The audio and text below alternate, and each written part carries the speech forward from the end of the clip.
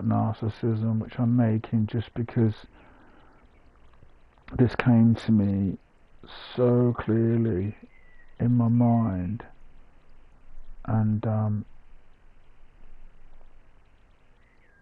I wanted to get this out there while I thought of it, because if I didn't, it would be gone forever. So basically, it's a really simple one. All it is just to say that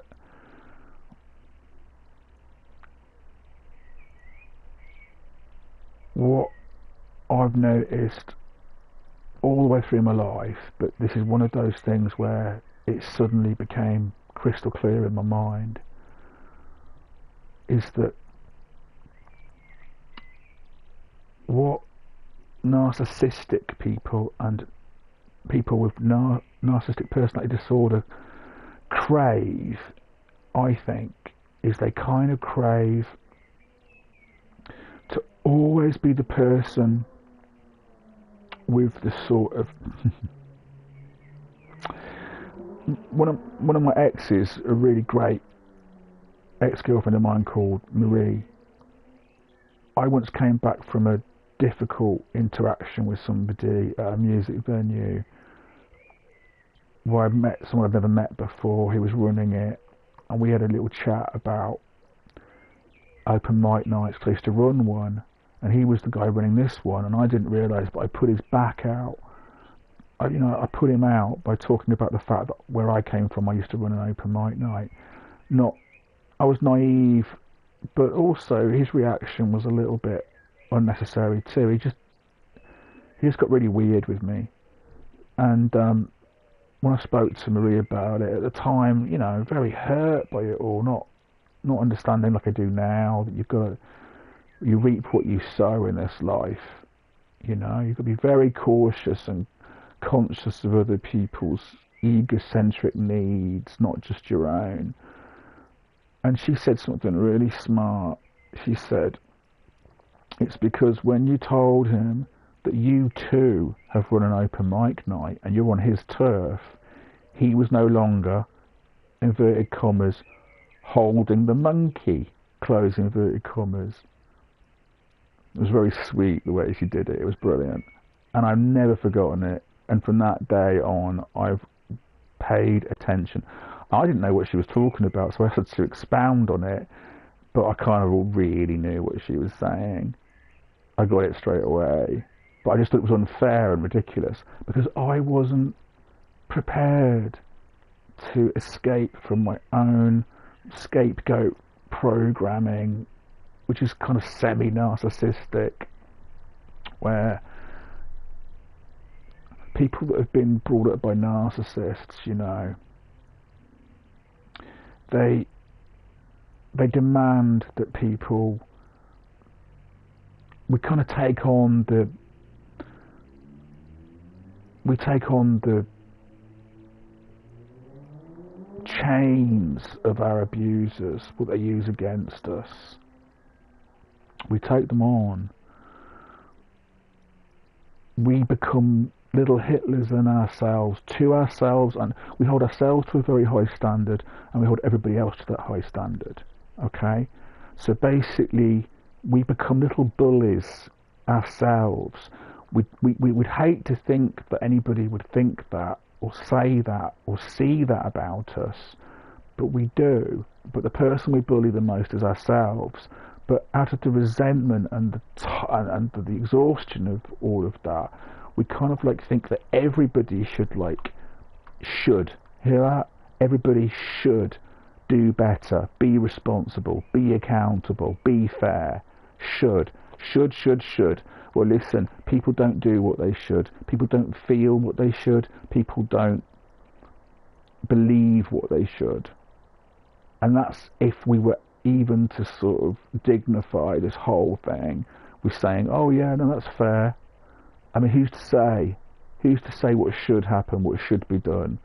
But you see, because we come from a kind of a terrible, some dystopian set of belief systems where should is a big, big deal, And of course, don't forget a completely unfair one, where the narcissist doesn't even really, well, it's double standards all the way with your narcissist, double standards in your family, double standards in society, double standards with your friends, you know, because it's all about the narcissist getting gratification. So let's get back on track. Who was holding the monkey? The reason that what I've noticed with narcissistic people and MPD people particularly, and borderline people that have got narcissistic locking in, you know, that are locked in when they fire up as a narcissist, because I think borderlines are part-time narcissists. And I have a lot of sympathy for borderlines, but when they split, they've gone into their narcissistic Jekyll to Hyde. I can't remember which way around it is. No, they've gone into their Mr. Hyde personality from the usual Jekyll one, and then you've got basically something very, very similar to a narcissist. But the difference is when they go back to being Mr. Jekyll, they can reflect on that behaviour. But when they're in it, they're in it. So all of these different people with narcissistic characteristics, and basically what I've noticed is, and this is the point of the video, and it was meant to be very short. Okay, and I'm going to try and make a better video about this at a later date. But basically, what we're talking about is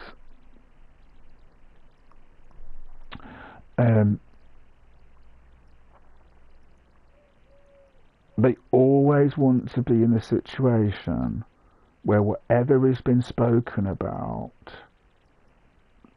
they've got the edge on that thing. They're ahead of the conversation.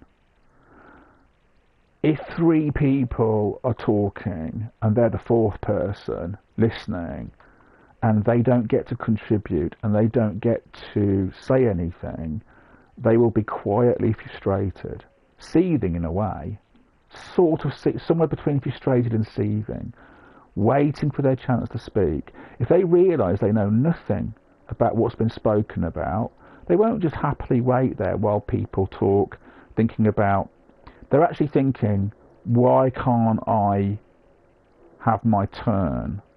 Why can't we be talking about something that I know something about, right? And if it begins to look like they're not going to get their turn, they will turn on the person who is the most vulnerable in the group, the person who has got the lowest status of those 4 people, of the 3 talking and them listening. And they will wait for the person who they can see as vulnerable, because don't forget, they're almost telepathic, these people.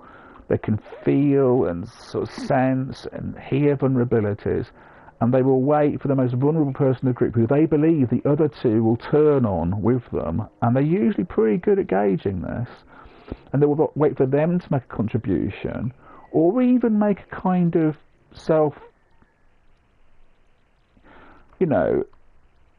a self sort of, what's the word I'm looking for? When you make a comment about, that's like, when you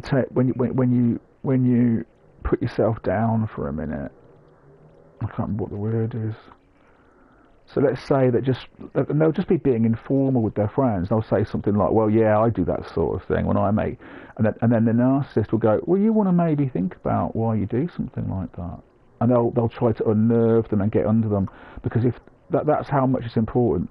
Anyway, the point is it annoys me, because this is one of those things that I've learned and I've thought about, and years later I've begun to realise that so many of my relationships have had this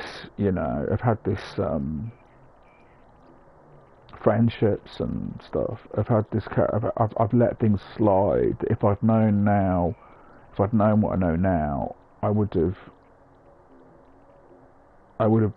taken some kind of different action. I may not have been confrontational or challenged the person, but I may have realised sooner that that dynamic was not a healthy one for me to be in, and I had much less to do with them. So So to try to refine this and bring it into focus, because I know I'm not doing a good job of that. Basically, that's the sort of thing, if we were in a conversation and the narcissist in the room, they would get in there. well, no, you're not doing a very good job of that. Is he? That's twat narcissist. Anyway, basically, they really covet being the person who's got the most cake in the conversation. That's what they really want. They want to hold in the monkey. Now they cannot be holding the monkey for some of the time. Almost, they understand the rules, but it better be coming back their way. You know? And here's the thing that really seals the deal for me. They choose professions and positions in society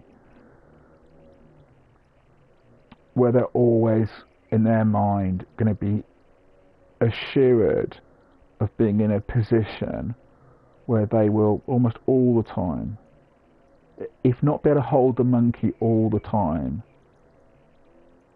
be knowing that they're going to get the monkey back. And that's why so many doctors and teachers are narcissistic people. And you're going to think to yourself, if you haven't heard about this before, well, doctors help people, and teachers, they love kids and they want kids to be educated. Yeah, and there are lots of teachers that are not narcissistic. Lots of them. But if you did a proper investigation, in my opinion, I believe that an unusually high number of teachers and doctors, and there's another profession as well that I can't think of right now. I mean psychiatrists, but they're doctors, do you know what I mean? But particularly psychiatrists, an unusually high proportion would be narcissists, in my opinion. Based on some of the experiences that I've had, it's completely subjective. I apologise for that, but I've had a lot of experience. I've had a lot of different doctors in my life. I've had an unusual amount of contact with psychiatrists, both because my mum had a mental illness that meant I had to sit with psychiatrists a lot, and because I myself have requested multiple sittings with psychiatrists, trying to get to the bottom of my chronic fatigue. And I've had some pretty rough experiences, I've got to tell you. So it's a little, I agree that I'm not the best person to judge because I've got a little bit of an axe to grind. I'm a little bit of a grievance, right? I've seen some pretty appalling behaviour though, outright bullying, seriously.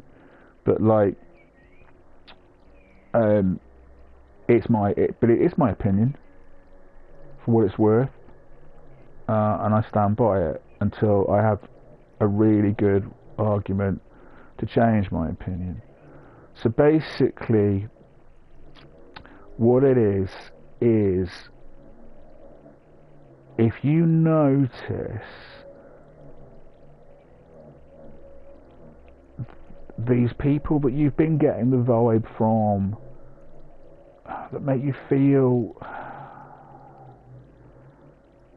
you know, you notice that you thought you were having a good time with them, a nice time, you thought everything was great, but you're leaving these interactions feeling lessened, feeling diminished, feeling belittled, and not even always able to put your finger on why, right? It's because they made sure they had their chance to take the monkey and to say something like, I mean, you know, you want to think more carefully about why you do that, and not in the way that a real friend does or a real friend can. Sometimes a real friend has got to say that to somebody. Sometimes a real friend has got to say to you, but here's the thing, but when you fucked up and you're asking for advice, Like when you fucked up because you messed up with your girlfriend, you don't understand why she's upset, and you need your friend to help you understand, and you asked them for advice, and they said, yeah, I think I know what you did there, buddy. If that conversation includes a sentence like, you know, you want to think about why you did that, that's somebody that cares about you, okay? But when you're having a conversation about something that where you didn't solicit advice, where you didn't ask for someone to be brutally honest with, see, that's the thing. Normally, people have the manners to not give unsolicited advice of a brutal, honest, tough love nature unless they were asked to. That's the thing. If you ask for someone's advice and they give you tough love, well, you asked for it. But the thing about narcissistic people is they can't wait to take that position as if you asked them. It's like you're wearing a T-shirt that says, "Now, please give me the tough love, unsolicited advice," you know, all the time, or the hat that kind of like lights up a little sign saying that for them. That's the position they want to be in. They always want to be. They always want to be like the help, the agony aunt. They always want to slip an agony aunt moment in, and that's fine if you ask them to play that role. But if you didn't, they leverage it, so they get to do that. And they make sure that they take those positions like, and it's not just teachers, doctors, and psychiatrists. There are others. Like sometimes it will just be, you could be a rock band, and it could be one of the guys in the band always takes the position of being the guy who just, and you know what they'll have done if it's something like that, if it's just a small thing like 4 people or something like that, you can bet they've got a really good friend in that unit who they know is always going to have their back, because narcissists really understand dynamics, you know? So basically it could be anything. It could be an amateur dramatic society, but whatever position they're in, they're always going to try and go for the position, even if it's not got a proper, even if there's no apparent like evidence of it having a proper title or acknowledgement that it's there. They're the eternal backseat driver. And if they can find a job that represents that, where it's not even a backseat driver, it's their position, where it's their status. And then what really pisses me off about this when it comes to like medical professionals like doctors and psychiatrists is like, I don't think they went into it to help people at all. And I think with teachers that are narcissists, it's even worse. I don't think they went into it to be an educator of children. They went into it knowing they're going into a situation where everybody else in the room apart from them would be of lesser status, because then they would be in a situation where they were always right.